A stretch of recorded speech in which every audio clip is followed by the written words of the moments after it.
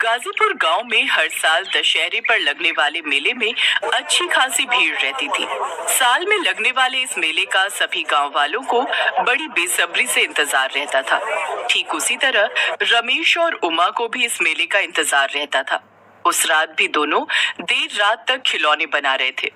हम गरीबों के लिए तो ये नौ नवरात्रि और दशहरा में लगने वाला मेला किसी अवसर से कम नहीं होता। रामलीला मैदान के बाहर दुकान लगाने से जो हम गरीबों की बिक्री होती है, उससे हम गरीबों का घर कई महीनों तक चलता है।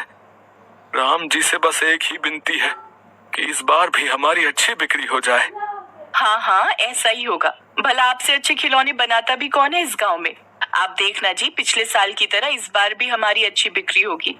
चलो उमा, अब काफी खिलौने बनकर तैयार हो गए हैं, अब सो जाते हैं। सोच रहा हूँ सुबह तड़के जागकर गांव भर में जाकर खिलौने बेचने निकल जाऊंगा। फिर शाम होने पर मेले में जाकर भी तो खिलौने बेचने हैं ना। वो दोनों देर रात काम कर थक हार कर सो जाते हैं। अगली सुबह रमेश सर पर टोकरी उठाए गांव में खिलौने बेचने निकल पड़ता है। सारा दिन धूप में भटकने के बाद रमेश शाम को मेले में पहुंचता है। वहां पहुंचकर वो हैरान रह जाता है। राम मंदिर के बाहर खिलौनों की बड़ी बड़ी दुकानें लगी होती हैं। अरे राम मंदिर के बाहर तो खिलौनों की बड़ी दुकानें बन गई हैं। कोने में बैठ जाता हूँ, कोई ना कोई ग्राहक तो खरीद ही लेगा। ओए, यहाँ से अपना टोकरा उठा और कहीं और जाकर बैठ। अब यहाँ पर बड़ी दुकानें लगेंगी, तुम यहाँ मंदिर के बाहर बैठकर नहीं बेच सकते। ये जगह खाली करो, यहाँ कोई भी खिलौने वाला नहीं बैठेगा। पिछले कुछ सालों से तो हम मंदिर के बाहर ही बैठकर अपने खिलौने बेचते हैं। अरे पहले बेचता होगा, अब नहीं। अब हम इन दुकानों का किराया देते हैं, इसलिए मंदिर के बाहर तुम नहीं बेच सकते। जगह खाली करो, यहाँ कोई भी खिलौने वाला नहीं बैठेगा। सारे खिलौने वाले इधर उधर चले गए। रमेश चिंता में पड़ गया। रमेश चिंता में था, इसलिए उसे सड़क पर आती हुई गाड़ी नजर नहीं आई और वो जोर से गाड़ी से टकरा गया। डर के मारे गाड़ी वाला वहां से भाग गया और रमेश के सिर से खून बहने लगा। रमेश बेहोश था। कुछ लोग उसे उठाकर अस्पताल ले जाने लगते हैं। तभी रमेश के साथ रहने वाला मुकेश ये सब देख लेता है और वो दौड़कर उमा को बताता है। ये सब क्या हो गया?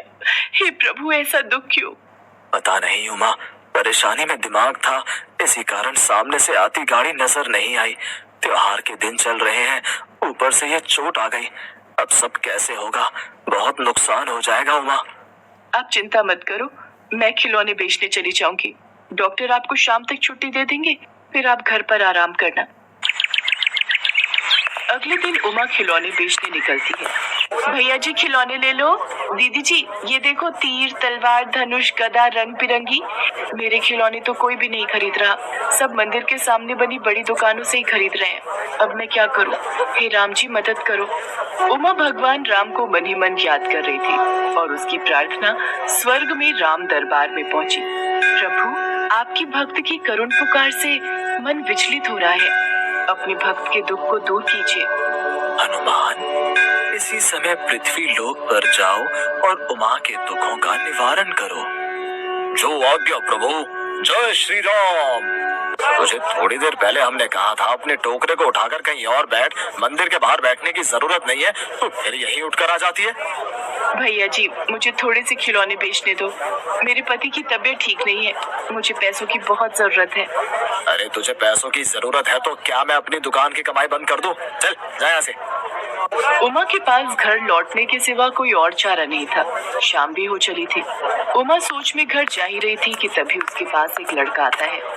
जरा रुको तो, मुझे खिलौने खरीदने हैं। अरे भैया, यहाँ हमारे दुकान से खरीद लो, बहुत बढ़िया बढ़िया दशहरे के खिलौने मिल जाएंगे। उससे क्या लेते हो? वो तो थोड़े बहुत टोकरे में लेकर घूम रही है। अरे नहीं भैया, मुझे इनसे खिलौने खरीदने हैं। कितने खिलौने चाहिए? आप बता दो, मैं निकाल देती हूँ। मुझे तो 50 गदा चाहिए, 50 तलवारें और जितने भी खिलौने हैं सब 50-50 दे दो, और बाकी और भी ऑर्डर है। इतने तो मेरे पास है भी नहीं। ओ भैया, इधर आओ, मैं तुम्हें ऑर्डर पूरा करके देता हूँ। मैंने एक बार कह दिया ना कि मैं इनको खिलौने बोल चुका हूँ।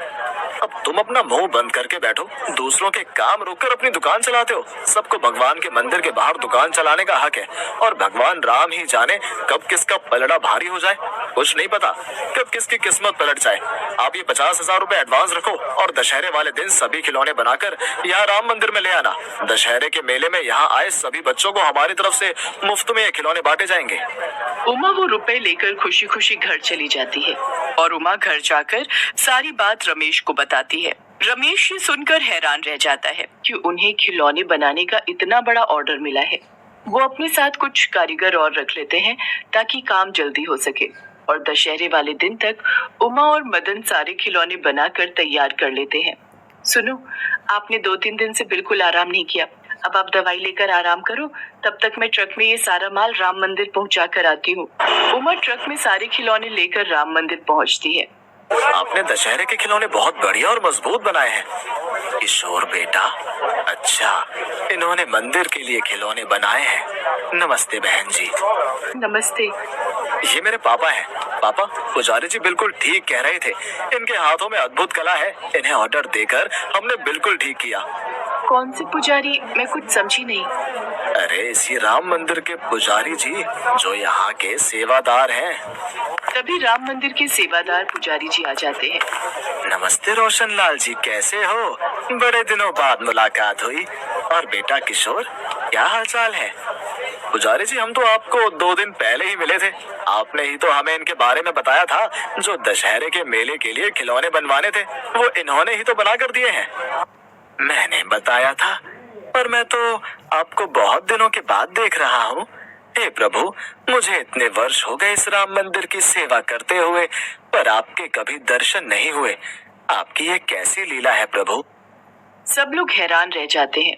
उन्हें यकीन हो जाता है कि हो न हो, उमा पर भगवान राम की कृपा हुई है। जब ये बात रमेश को पता चलती है तो वो भी उमा के साथ राम मंदिर जाता है और दशहरे की पूजा करता है। शाम के समय रावण, कुंभकर्ण और मेघनाथ के पुतले जलाए जाते हैं। मेले में आए सभी बच्चों को उनके द्वारा बनाए खिलौने बांटे जाते हैं। इस घटना के बाद किशोर और उसके पिता उमा और रमेश को खिलौनों की फैक्ट्री खोलकर दे देते हैं। भगवान राम, माता सीता और हनुमान जी स्वर्ग में आसन पर विराजे मुस्कुरा रहे थे।